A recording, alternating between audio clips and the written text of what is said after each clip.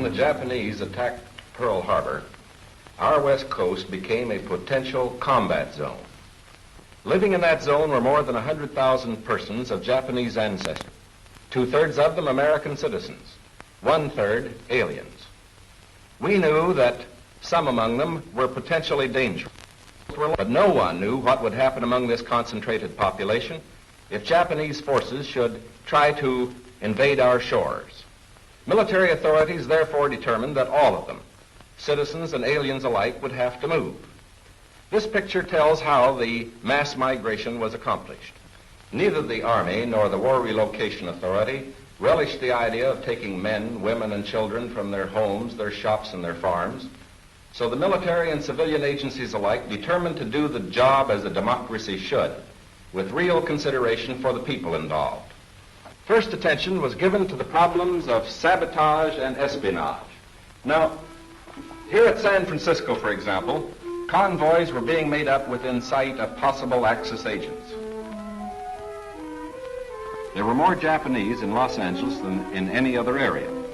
At nearby San Pedro, houses and hotels occupied almost exclusively by Japanese were within a stone's throw of a naval air base, shipyards, oil wells.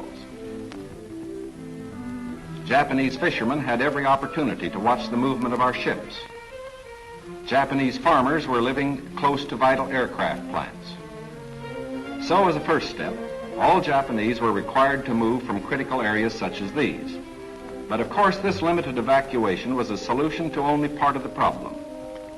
The larger problem, the uncertainty of what would happen among these people in case of a Japanese invasion, still remained.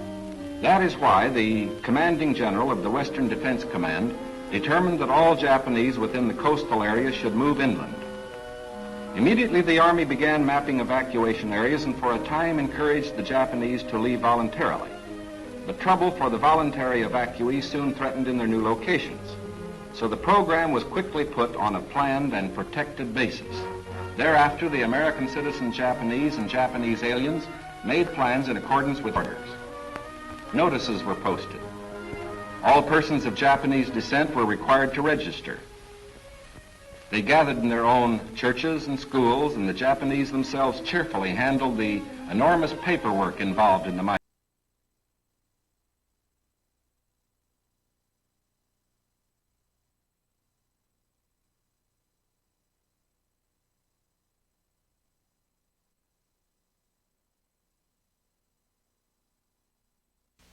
Dum-dum, beetle-dum-dum, beetle-dum-dum, beetle-dum-dum. There was a turtle by the name of Bert, and Bert the turtle was very alert. When danger threatened him, he never got hurt. He knew just what to do. He ducked and cover, ducked and cover. He did what we all must learn to do. You and you and you and you, duck and cover. Be sure and remember what Bert the Turtle just did, friends, because every one of us must remember to do the same thing. That's what this film is all about. Duck and cover. This is an official civil defense film produced in cooperation with the Federal Civil Defense Administration and in consultation with the Safety Commission of the National Education Association. Produced by Archer Productions, Incorporated. Hey, Bert, come on out and meet all these nice people, please. Oh, all right. We really can't blame you. You see, Bert is a very, very careful fellow. When there's danger, this is the way he keeps from being hurt. Sometimes it even saves his life. That's why these children are practicing to duck and cover just as you do in your school. We all know the atomic bomb is very dangerous. Since it may be used against us, we must get ready for it, just as we are ready for many other dangers that are around us all the time.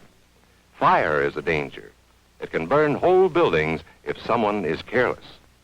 But we are ready for fires. We have a fine fire department to put out the fire, and you have fire drills in your school so you know what to do. Automobiles can be dangerous, too. They sometimes cause bad accidents, but we are ready. We have safety rules that car drivers and people who are walking must obey. Now, we must be ready for a new danger, the atomic bomb. First, you have to know what happens when an atomic bomb explodes. You will know when it comes. We hope it never comes, but we must get ready. It looks something like this. There is a bright flash, brighter than the sun, brighter than anything you've ever seen. If you were not ready and did not know what to do, it could hurt you in different ways. It could knock you down hard or throw you against a tree or a wall. It is such a big explosion, it can smash in buildings and knock signboards over and break windows all over town. But if you duck and cover like Bert, you will be much safer. You know how bad sunburn can feel. The atomic bomb flash could burn you worse than a terrible sunburn, especially where you're not covered. Now, you and I don't have shells to crawl into like Bert the Turtle, so we have to cover up in our own way. First, you duck, and then you cover. And very tightly, you cover the back of your neck and your face. Duck and cover underneath a table or desk or anything else close by. In Betty's school, they are talking about the atomic bomb, too. Betty is asking her teacher, how can we tell when the atomic bomb may explode? And her teacher is explaining that there are two kinds of attack, with warning and without any warning. We think that most of the time we will be warned before the bomb explodes, so there will be time for us to get into our homes, schools, or some other safe place. Our civil defense workers and our men in uniform will do everything they can to warn us before enemy planes can bring a bomb near us. You may be in your schoolyard playing when the signal comes. That signal means to stop whatever you are doing and get to the nearest safe place fast. Always remember, the flash of an atomic bomb can come at any time, no matter where you may be. You might be out playing at home when the warning comes. Then be sure to get into the house fast, where your parents have fixed a safe place for you to go. If you are not close to home when you hear the warning, go to the nearest safe cover. Know where you are to go, or ask an older person to help you. You know the places marked with the S sign? They're safe places to go when you hear the alarm. If there is a warning, you will hear it before the bomb explodes. But sometimes, and this is very, very important, sometimes the bomb might explode without any warning. Then the first thing we would know about it would be the flash. And that means duck and cover fast, wherever you are. There's no time to look around or wait. Be like Bert. When there is a flash, duck and cover, and do it fast.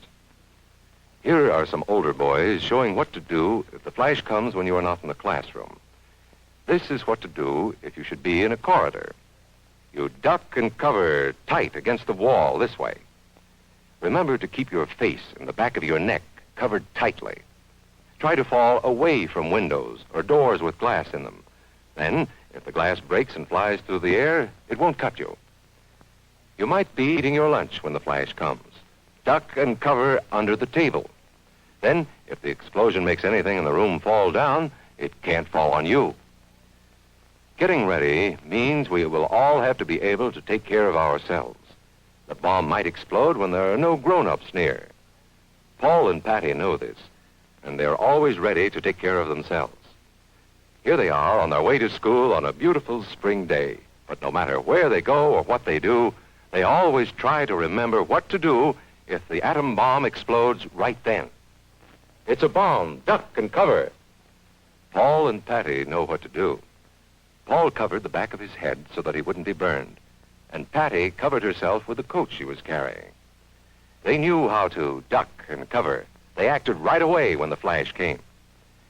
If they had been at this doorway when the bomb flashed, Paul and Patty would have ducked and covered this way, like this girl.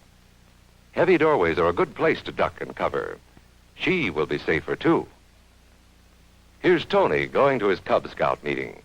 Tony knows the bomb can explode any time of the year, day or night. He is ready for it. Duck and cover. Attaboy, Tony. That flash means act fast. Tony knows that it helps to get to any kind of cover. This wall was close by, so that's where he ducked and covered. Tony knew what to do. Notice how he keeps from moving or from getting up and running? He stays down until he is sure the danger is over. The man helping Tony is a civil defense worker. His job is to help protect us when there is danger of the atomic bomb. We must obey the civil defense worker. We must know how to duck and cover in the school bus or in any other bus or streetcar. Duck and cover. Don't wait. Duck away from the windows fast. The glass may break and fly through the air and cut you. Sundays, holidays, vacation time, we must be ready every day, all the time, to do the right thing if the atomic bomb explodes. Duck and cover. This family knows what to do, just as your own family should. They know that even a thin cloth helps protect them. Even a newspaper can save you from a bad burn. But the most important thing of all is to duck and cover yourself, especially where your clothes do not cover you.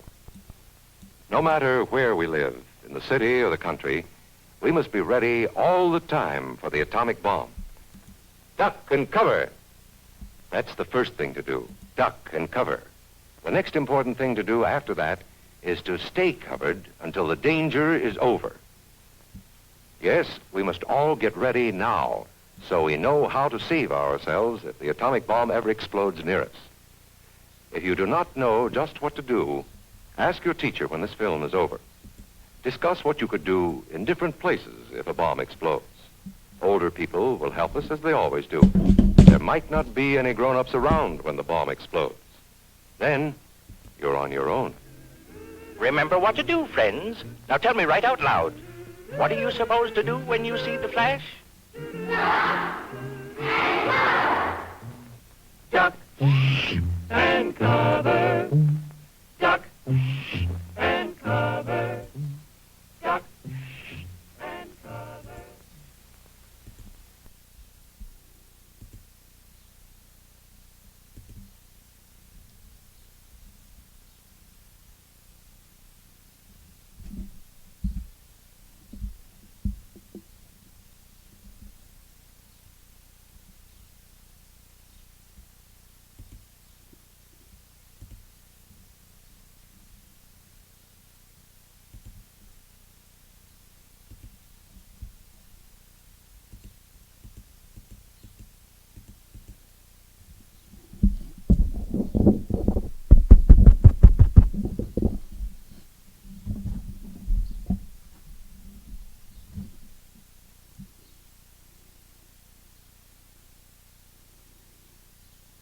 Hello, hello, hello, hello, hello. Why is this loud?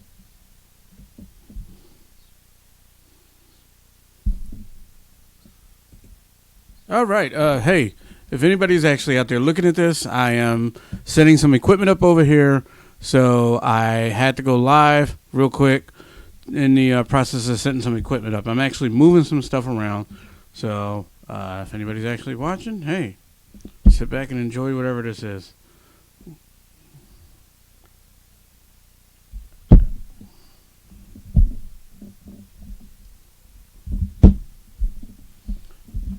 So the Periscope is on. I think the Facebook is on, and so is the YouTube. So all of that is on. So let me go here.